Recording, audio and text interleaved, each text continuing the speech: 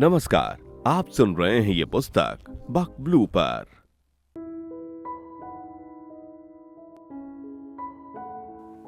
अध्याय 2 उदासी। पाटलिया मिस्त्री विक्रांगी की बड़ी बहन अपने पति रावल कुमार पटेल और अपने बच्चों नीरव और मीर के साथ पेरिस फ्रांस से मायके आई थी। वो हर साल की तरह इस बार भी पूरे 40 दिन की छुट्टी लेकर आई थी। पिछली बार भी वो तब आई थी जब विक्रांगी ने डिवोर्स का फैसला किया था। उसका विक्रांगी पर हमेशा से गहरा प्रभाव रहा था और इस बार उसने उसे समझाया नहीं बल्कि भड़काया था। कुलांक के प्रति विक्रांगी का रवैया बदलने में सबसे पहला हाथ उसी का था और विक्रांगी जो अपनी बड़ी बहन की हर बात मान लेती थी, उसके कहे पर चल पड़ी थी। विक्रांगी पाटलिया पर पूरा भरोसा करती थी। उसे वो अपनी सलाहकार, अपनी हितैषी, अपनी सबसे करीबी समझती थी। बचपन से ही वो अपनी बड़ी बहन को सिर्फ दीदी नहीं बल्कि गुरु जैसा मानती थी और पाटलिया उसे प्यार से वीकू पुकारती थी। सभी बहन भाइयों में विक्रांगी का सबसे ज्यादा लगाव पाटलिया से ही था। बचपन से लेकर उसकी शादी तक सब कुछ सहज, स्नेह और विश्वास से भरा हुआ था। और सच ये भी है कि पाटलिया ने उसे हमेशा प्यार दिया, उसकी देखभाल की, उसकी हर मुश्किल में साथ रही। पर एक बदलाव पाटलिया के भीतर धीरे धीरे जन्म ले चुका था। वो बदलाव जिसने उसकी सोच को कड़वा बना दिया था। ये बदलाव आया था पाटलिया के पहले प्यार रूमन नैनानी के धोखे से। रूमन उसका क्लासमेट था। 2 साल चले उनके रिश्ते में डेटिंग, वादे, कस्में, सब कुछ था। दोनों साथ पढ़ते थे, साथ बैठते थे और बाद में नौकरी भी दोनों ने लगभग एक ही समय पर ज्वाइन की थी। पाटलिया को पूरा यकीन था कि रूमन उससे सच्चा प्यार करता है। जब उसके भीतर से मन ने कहा कि अब बात आगे बढ़ानी चाहिए, तो उसने परिवार की इच्छा और अपनी उम्मीदों को मिलाकर रूमन को शादी के लिए प्रपोज कर दिया। पाटलिया को लगता था कि उनका प्रेम सच्चा है और उनकी शादी एक आदर्श जोड़ी की मिसाल बनेगी। रूमन के परिवार की तरफ से भी कोई आपत्ति नहीं थी। रूमन की माँ ने कई बार कहा भी था कि अगर दोनों शादी करेंगे तो उन्हें कोई ऐतराज नहीं, लेकिन सच्चाई कहीं और थी। रूमन जो स्मार्ट, हैंडसम और आकर्षक व्यक्तित्व का था, पाटलिया के लिए कभी गंभीर नहीं था। वो उसे सिर्फ टाइम पास समझकर चलता रहा। शादी का इरादा उसके मन में कभी था ही नहीं। और जब पाटलिया ने प्यार को अस्थायी रूप देने की बात की तो रूमन ने साफ कह दिया, साथ रहना मुझे ठीक लगता है पर शादी नहीं, कभी नहीं। और फिर वो अचानक सब खत्म करके दुबई चला गया। रिश्ता वहीं ठहरकर टूट गया। पाटलिया ने कुछ समय तक रूमन का इंतजार किया, पर जब कोई जवाब नहीं मिला तो टूटे मन से उसने उस रिश्ते को खुद ही समाप्त मान लिया। हताशा में उसने अपने मम्मी पापा की पसंद को स्वीकार कर लिया और 27 वर्ष की उम्र में रावल कुमार पटेल से शादी करने के लिए हाँ कह दी। रावल एक अच्छे संभ्रांत गुजराती परिवार से था, शांत स्वभाव, मध्यम व्यक्तित्व वाला, लेकिन जिम्मेदार और स्थिर। उसने शादी से पहले ही पाटलिया को साफ बता दिया था कि उसके बूढ़े माता पिता उसकी जिम्मेदारी हैं। उसकी नौकरी पेरिस के एक मल्टीनेशनल कंपनी के मुख्यालय में थी। सम्मानजनक पद, अच्छी आमदनी, अच्छा भविष्य, कुल मिलाकर रिश्ता सही था। लेकिन रूमन से तुलना करने पर पाटलिया के भीतर कहीं न कहीं खालीपन था। पाटलिया ने रावल से शादी तो कर ली, पर अपने मन में वो इसे एडजस्टमेंट वाली शादी ही मानती रही। हालांकि उसके मम्मी पापा और रिश्तेदार इस रिश्ते को अच्छा और स्थिर मानते थे। शादी 1995 में हुई और 5 साल में 2 बच्चे हो गए। बड़ा बेटा नीरव 1997 में और बेटी नीरू 1999 में। अब पेरिस में ही रावल के पिता रजनीश पटेल उनके साथ रहने लगे थे। रावल की माँ रुक्मणी पटेल पाटलिया की शादी के सिर्फ 1 साल बाद 1996 में ही गुजर चुकी थी। कुछ समय रजनीश पटेल ने जामनगर में अकेले रहने की कोशिश की, लेकिन तबीयत साथ नहीं दी और रावल को उन्हें अपने साथ पेरिस लाना ही पड़ा। पाटलिया चाहकर भी इस बात से इनकार नहीं कर पाई। धीरे धीरे सब स्थिर हो गया। घर, बच्चे, पिता, ससुर की देखभाल, सब चलता रहा। हर साल वो अपने मायके आती, कभी अकेले, कभी पति और बच्चों के साथ। उधर उसकी छोटी बहन विक्रांगी, जिससे वो सबसे ज्यादा प्यार करती थी और जिसे वीकू कहकर पुकारती थी, का प्रेम प्रसंग सामने आया। पहले पाठलिया उन्हें सिर्फ सहपाठी मित्र समझती थी, पर जब विक्रांगी ने साफ बताया कि वो कुलांक से बहुत प्यार करती है और उसी से शादी करना चाहती है और अभी ये बात मम्मी पापा को नहीं बताई, तो उसने अपनी दीदी की राय पूछी। पाठलिया, जिसके प्रेम ने विश्वासघात देखा था और जिसकी अपनी शादी में वो संतुष्ट नहीं थी, वो भीतर ही भीतर चाहती थी कि विक्रांगी का प्रेम प्रसंग सफल ना हो। कुलांक को वो अच्छी तरह जानती थी। स्मार्ट, हैंडसम, शिक्षा और संस्कार वाला एक उच्च प्रतिष्ठित परिवार से। वो नहीं चाहती थी कि वीकू की शादी उससे भी बेहतर और श्रेष्ठ जगह हो, जहां उसका अपना रिश्ता नहीं पहुंच पाया था। इसलिए उसने विक्रांगी को इस प्रेम विवाह के खिलाफ ही सलाह दी। कुछ बातें अतिशयोक्ति में बताई, कुछ नकारात्मक रंग दिए। हालांकि परिवार के बाकी सदस्य उस समय पाठलिया की बातों में नहीं पड़े, फिर भी उसके मम्मी पापा और भाइयों को हल्का सा संकेत दिया कि ये रिश्ता ठीक नहीं है। मधुसूदन मिस्त्री, जो बहुत सुलझे और शांत स्वभाव के व्यक्ति थे, उस समय इस बात पर ज्यादा ध्यान नहीं दे पाए। छुट्टियां खत्म होने पर पाठलिया अपने परिवार के साथ पेरिस लौट गई। इधर विक्रांगी अपने प्रेम को मजबूत करने में लगी रही और कुलांक भी विक्रांगी को लेकर बिल्कुल गंभीर था। दोनों ने मिलकर पहले ही निर्णय कर लिया था कि वे अपने प्रेम को विवाह में बदलेंगे। उन्होंने तय किया कि अलग अलग अपने अपने माता पिता से बात करेंगे और प्रेम विवाह को अरेंज मैरिज का रूप देने की रिक्वेस्ट करेंगे, ताकि परिवार सहजता से स्वीकार कर सके। दोनों ही पढ़े लिखे, समझदार और सक्षम थे, इसलिए दोनों ने अपने अपने माता पिता से खुलकर बात की। और आश्चर्य की बात ये रही कि एक ही दिन, लगभग एक ही समय पर दोनों परिवारों की तरफ से सहमति मिल गई। अब दोनों के माता पिता के मन में बस एक सवाल था, हमारे बच्चों ने सही फैसला लिया है, हम भी इन्हें पसंद करते हैं, पर इस प्रेम विवाह को अरेंज मैरिज का रूप देने की पहल सबसे पहले कौन करे? तभी कुशाग्र बुद्धि विक्रांगी ने समाधान सुझाया। उसने कहा, कुलांक, अगर तुम सहमत हो तो हम अपने अपने पेरेंट्स को एक ही दिन एक ही समय पर किसी रेस्टोरेंट या होटल में लेकर आएं। वे एक दूसरे को जानते तो हैं ही, हम उन्हें औपचारिक रूप से मिलवाएंगे। फिर हम दोनों अपने प्रेम की सच्चाई और शादी का निर्णय उनके सामने साथ बैठकर बताएंगे। दोनों परिवार एक साथ सुनेंगे तो सहमति भी एक साथ मिल जाएगी। कुलांक तुरंत सहमत हो गया। अगले रविवार शाम 5 बजे उनका प्लान पूरी तरह सफल रहा।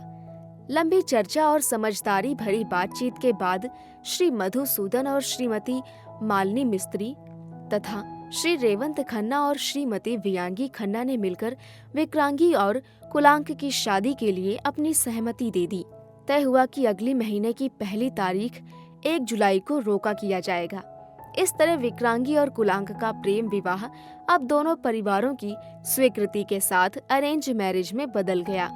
दोनों परिवार इस सहमति से बेहद प्रसन्न थे। मिस्टर और मिसेस रेवंत खन्ना ने खुशी से कहा, मिस्त्री साहब, हम अपने बेटे कुलांक के लिए आपकी बेटी विक्रांगी का रिश्ता तय होने पर न सिर्फ खुश हैं, बल्कि खुद को भाग्यशाली मानते हैं। विक्रांगी जैसी सुंदर, सुशील और समझदार लड़की हमारे परिवार को मिल रही है। ये हमारे लिए गर्व की बात है। हमारे पूरे परिवार और रिश्तेदार विक्रांगी का आने वाली बहू के रूप में स्वागत करते हैं। मधुसूदन मिस्त्री ने मुस्कुराते हुए कहा, रेवंत खन्ना जी, हमें भी बेहद प्रसन्नता है कि आप हमारे समधी बन रहे हैं। मालिनी मिस्त्री भावुक होकर बोली, हमारी बेटी विक्रांगी को कुलांक जैसा पति और आप जैसे सास ससुर मिल रहे हैं। वो एक सम्मानित, शिक्षित और सभ्य परिवार में जा रही है। इससे अधिक खुशी हमारे लिए और क्या हो सकती है। हम तो धन्य हो गए। कुलांक की माँ मालिनी और फिर विक्रांगी की ओर देखकर मुस्कुराते हुए बोली, बहन जी, हमें विक्रांगी को बहू के रूप में पाकर जितनी खुशी हुई है वो बताई नहीं जा सकती। भगवान ने हमें सर्वगुण संपन्न बहू दी है। हम चाहते हैं कि जल्दी से जल्दी इस शादी को कराकर इसे अपने घर ले आएं। आप बताइए क्या कहते हैं? मालिनी ने तुरंत उत्तर दिया, आप जैसी इच्छा करेंगी हम वैसे ही करेंगे। मधुसूदन बोले, 1 जुलाई को रोका कर लेते हैं। उसी दिन शुभ मुहूर्त निकलवाकर शादी की तिथि भी तय कर लेंगे। हम तो आपकी सहमति के अनुसार चलेंगे। आखिर हम लड़की वाले जो ठहरे। मालिनी मुस्कुराई। हाँ, हमें तो हर हाल में आपको खुश रखना है, आपको शिकायत का कोई मौका नहीं देंगे। मधुसूदन मिस्त्री ने उत्साह से कहा। हम विक्रांगी की शादी धूमधाम से करेंगे, कोई कसर नहीं छोड़ेंगे। वियांगी खन्ना ने विनम्र मुस्कान के साथ कहा। बहन जी, भाई साहब, हमें आप लोगों पर पूरा भरोसा है। हमें पता है कि आप अपनी बेटी की शादी पूरे मान सम्मान से करना चाहेंगे, पर एक बात हम अभी स्पष्ट कर देना चाहेंगे। ये सुनते ही मिस्टर और मिसेस मिस्त्री थोड़ा चकित से देखे, मानो कुछ गलत न सुन ले, लेकिन वियांगी ने अपनी बात को शांति से पूरा किया। हम दहेज के बिल्कुल खिलाफ हैं। हम दहेज नहीं लेंगे, ये केवल कहने भर की बात नहीं है, हम सच में ऐसा ही मानते हैं। रेवंत खन्ना ने मालिनी की तरफ देखते हुए कहा। मिस्त्री साहब, हमें विक्रांगी जैसी बहू मिल रही है, उसके सामने दहेज की कोई कीमत नहीं। हम शुरू से ही दान दहेज के खिलाफ हैं। कुलांग खुद भी कभी दहेज के पक्ष में रहा ही नहीं। विक्रांगी मुस्कुराई। हाँ, कुलांग ने मुझे पहले ही कहा था, शादी में दहेज नहीं चलेगा। मम्मी पापा, आप बेकार ही चिंता कर रहे थे। कुलांग ने भी दृढ़ता से कहा। हमारा परिवार सिर्फ कहता नहीं, हम वास्तव में दहेज के विरुद्ध जीते हैं। हमारी शादी में दहेज बिल्कुल नहीं होगा। मधुसूदन मिस्त्री ने राहत की सांस ली। ठीक है बेटा, हम शंकित नहीं थे, बस समझना चाह रहे थे। अब सब साफ हो गया है। हाँ, एक बात चाहेंगे, बारात अच्छी हो और शादी धूमधाम से हो। हम शादी निशान नगर में ही करेंगे। रेवंत और वियांगी खन्ना ने एक साथ कहा। मंजूर है। बारात अच्छी होगी, पर समारोह सादा और सुंदर होगा। बातों का सिलसिला चलता रहा। माहौल में खुशी भरी थी, एक तरह की उत्सुकता, एक बेचैनी, जल्दी से शादी का दिन आए। विक्रांगी और कुलांग के चेहरे से खुशी झलक रही थी। कुलांग की माँ वियांगी खन्ना विक्रांगी से बातों में कुछ ज्यादा ही मग्न थी और रेवंत खन्ना की आंखों में अपनी होने वाली बहू के लिए गर्व चमक रहा था। कुछ समय बाद दोनों परिवार कुलांग और विक्रांगी के माता पिता विदा होने लगे। उनके साथ ही कुलांग और विक्रांगी भी थोड़ी देर बाद वहां से निकल गए। कुलांग और विक्रांगी का रोका 1 जुलाई 2000 को होना तय हो चुका था। रास्ते में मालिनी मिस्त्री उत्साहित होकर बोली, मधुसूदन, विक्रांगी ने अपने लिए बहुत अच्छा लड़का चुना है। सब कुछ अच्छा ही चुना है हमारी बेटी ने। मधुसूदन मुस्कुराते हुए बोले, सब कुछ सच में अच्छा है, हमें सब पसंद आया, तभी तो हमने हाँ कहने में एक पल भी नहीं लगाया। विक्रांगी का भाग्य पाठलिया से बेहतर निकला। मालिनी ने आह भरते हुए कहा। पाठलिया को प्यार में धोखा मिला, हम भी कितना दुखी थे। बड़ी मुश्किल से रावल कुमार पटेल जैसा अच्छा लड़का मिला था। खैर, अब सब ठीक है। रावल भी अच्छा है, अच्छा परिवार है। अच्छा हुआ कि पाठलिया अपनी छोटी बहन से ईर्ष्या नहीं करती, नहीं तो हमें बहुत संभल कर चलना पड़ता। बहनों की ईर्ष्या अच्छी नहीं होती। मालिनी और मधुसूदन यही मानकर चल रहे थे कि पाठलिया अपने मन में कोई जलन नहीं रखती, पर क्या सचमुच ऐसा था? क्यों उसने कुलांग के रिश्ते को लेकर विक्रांगी को निरुत्साहित किया था? क्यों वो नहीं चाहती थी कि विक्रांगी को कुलांग जैसा पति मिले? और अब जब घर पहुंचकर मिस्त्री परिवार ने ये खुशखबरी सुनाई तो पूरा परिवार झूम उठा। गोगो मिस्त्री ने खुशी से कहा, विक्रांगी बाजी मार गई, कॉन्ग्रेचुलेशंस। विक्रांगी मुस्कुरा उठी। थैंक यू भैया। रिंकू राजा मिस्त्री ने कहा, हम तो कुलांग जैसे जीजा की कामना कर रहे थे, सो पूरी हो गई। दीदी और होने वाले जीजा वर्ल्ड्स बेस्ट कपल, कॉन्ग्रेचुलेशंस। रानी मिस्त्री भी हंसकर बोली, दीदी की चॉइस कमाल की है, बहुत बहुत बधाई। उधर मालिनी ने फोन पर पाठलिया को पूरी बात बताई। पाठलिया ने थोड़े आश्चर्य से कहा, इतनी जल्दी फिक्स कर लिया आपने? मेरे पेरिस लौटने से पहले तो विक्रांगी ने ऐसा आभास नहीं होने दिया था। हाँ, कुछ बातें जरूर की थी। खैर, आप लोगों ने सोच समझकर फैसला किया होगा, अच्छा लगा। उसने कहा कि वो बेहद खुश है कि विक्रांगी को इतना अच्छा रिश्ता मिला है। मैंने कुलांग को देखा है, उसने मुझे मिलवाया भी था, उसने कहा। और फिर उसने विक्रांगी को भी फोन पर कॉन्ग्रेचुलेशंस दी। मजाक में बोली, वीकू, मैं तो वहीं थी, तुमने मुझे कुछ एहसास तक होने नहीं दिया। तुमने तो कमाल कर दिया। पर अंदर से पाठलिया का मन जल रहा था। उसे ये बात बिल्कुल नहीं भा रही थी कि विक्रांगी को कुलांक जैसा जीवन साथी मिल रहा था, कुशल, स्मार्ट, प्रतिष्ठित परिवार से, और वो भी प्रेम विवाह बिना दहेज, दोनों परिवारों की खुशी से। जहां उसकी अपनी शादी संघर्ष और एडजस्टमेंट वाली थी, वहीं बीकू का रिश्ता हर तरह से श्रेष्ठ और सुखद लग रहा था। पाटलिया बाहर से हंस रही थी, अंदर उसका मन ईर्ष्या और द्वेष से भरा जा रहा था। ये कड़वाहट धीरे धीरे उसके भीतर जगह बना रही थी, पर किसी को इसकी भनक तक नहीं लगी। शहर में उधर दोनों परिवार रोका की तैयारी में जुट गए। रोका अगले ही हफ्ते था। मधुसूदन मिस्त्री पूरे रीति रिवाज के साथ करना चाहते थे। हिंदू विधि से हवन का भी आयोजन रखा गया। परिवार के कुछ खास लोगों को आमंत्रित किया गया। मधुसूदन के विशेष आग्रह पर पाटलिया भी आई, लेकिन अकेली। रावल कुमार इस बार नहीं आ पाए। कुलांक गौरी खन्ना अपने पूरे परिवार के साथ रोका में पहुंचे।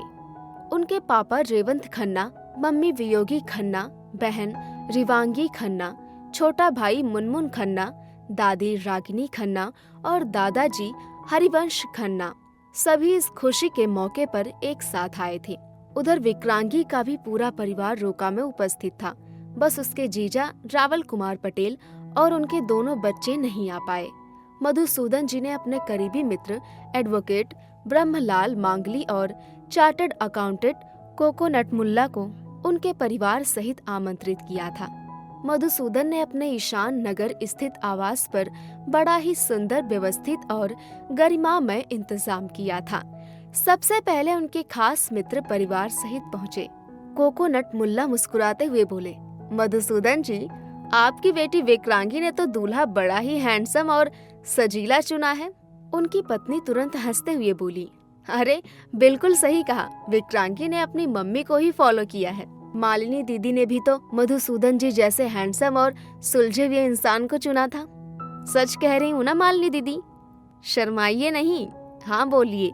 सबके चेहरे पर मुस्कान फैल गई। थोड़ी देर बाद एडवोकेट ब्रह्मलाल आए। जैसे ही पहुँचे, सबसे गर्मजोशी से मिले और विक्रांगी को ढेरों आशीर्वाद दिया। फंक्शन में गहमा गहमी तो थी, पर एक सहज अपनापन भी था। हवन को विशेष महत्व दिया गया। हवन की आरती पूरे फंक्शन का आकर्षण बन गई। विक्रांगी और कुलांक को भी सभी लोग आशीर्वाद देने के लिए आगे बढ़ते रहे। पाटलिया भी हर पल आगे आगे दिख रही थी। सबसे बात करती, मुस्कुराती, मानो अपनी छोटी बहन की खुशी में डूबी हो। लेकिन उसके मन में क्या चल रहा था, ये वो खुद ही जानती थी। रोका विधिवत संपन्न हुआ। इसके बाद पार्टी शुरू हुई। सभी अपने अपने ढंग से शुभकामनाएं दे रहे थे। कुलांक के दादाजी हरिवंश खन्ना और दादी रागिनी खन्ना ने तो माहौल ही बदल दिया। वे दोनों रोका में गाना भी गा रहे थे, नाच भी रहे थे और उनके साथ वहाँ मौजूद लगभग सभी लोग ताल में ताल मिलाने लगे। पूरे आयोजन की फोटोग्राफी और वीडियोग्राफी की गई। डीजे बढ़िया संगीत बजा रहा था। धीरे धीरे रात बढ़ी और मेहमान लौटने लगे। अभी आप सुन रहे थे ये पुस्तक बक ब्लू पर। आपको ये किताब कैसी लगी, कमेंट में हमें जरूर बताएं। साथ ही स्क्रीन पर दिए गए सभी प्लेटफॉर्म्स पर हमको फॉलो करना ना भूलें। धन्यवाद।